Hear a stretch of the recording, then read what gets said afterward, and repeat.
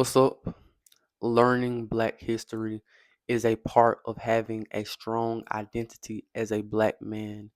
Now, there's so many things that I could say about this, and whenever I look at how we're educated a lot of the times in this country, we never had formal education about Black history. We know in school we learn way more about other countries and how other people did stuff and the evil things that happen to other people rather than the evil things that happen in this country and more importantly the evil things that happen to Black people. And I really understand that if we had proper education on Black history, we would have people who we would have more interconnected communities because we know more about we know more about our history. And a better way to explain this is like when you see the Mexican people, they know their land, they know their culture, they know their identity, right? When you look at Black people in this country, we don't have a strong identity. And a huge part of that is that we have history that's been wiped out and snubbed out. And the history that we should have about this country, about Black people, we don't have it. And I think I want to raise awareness on that. And I'm gonna start every time I make a video about Black history and I talk about Black history, I want to start sharing something about um Black history, because that is just so crucial into having a strong identity.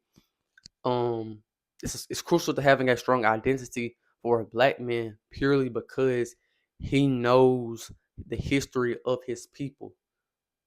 And when you know the history of your people, that makes that community closer. And I'm not suggesting that we come together because we was all slaves at one point.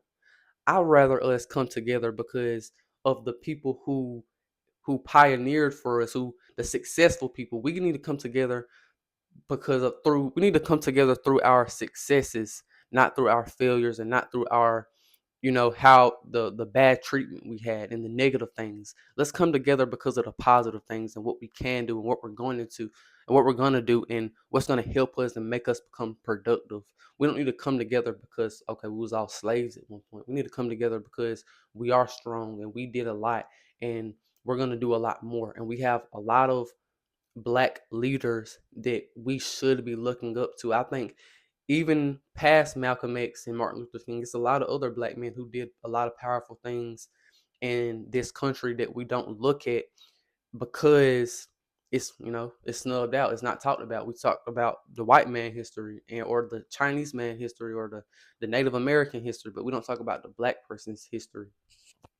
And so the thing I just really want to raise awareness on is that is a crucial part of having a strong identity, because that is a way of coming together with people who have a shared history and a shared genetic history as well, because we're Black people, right?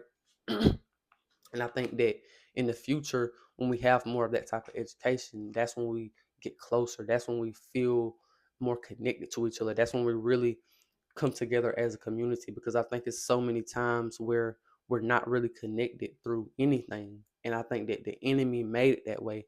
And, I'm in no way, shape, or form having a victim mentality, because I know that our enemy is not God. You get what I'm saying? They're not all powerful. They can't do everything. They can't do anything.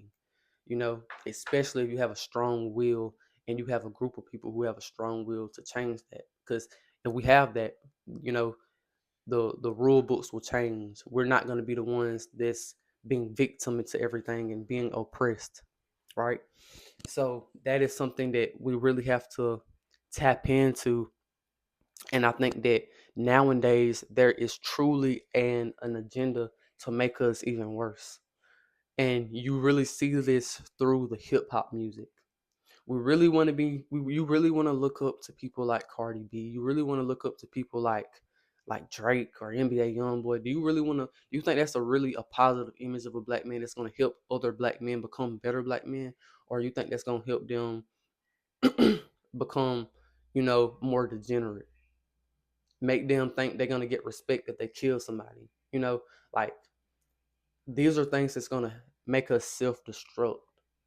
And I'm not all into this Illuminati this and Illuminati that, but I do know that there is an agenda to break down the black man from his masculinity, from his confidence, from his ability to create, right?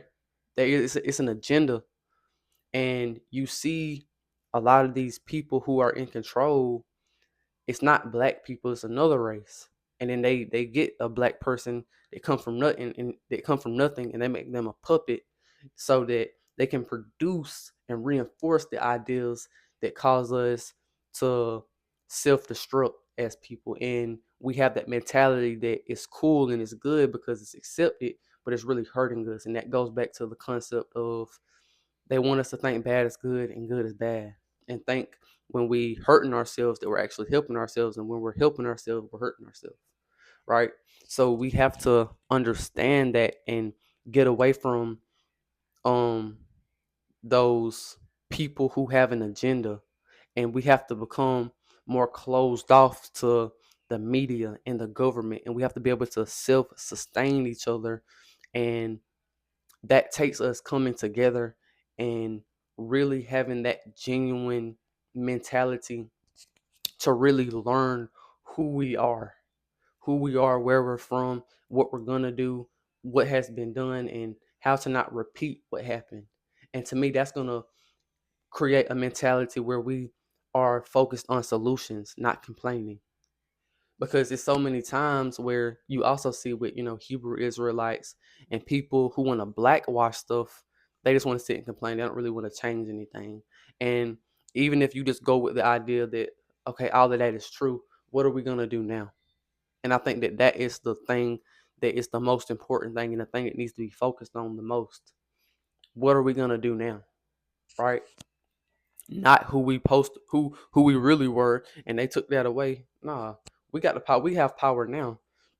And don't be tricked into thinking that the white man can stop you, because he can't.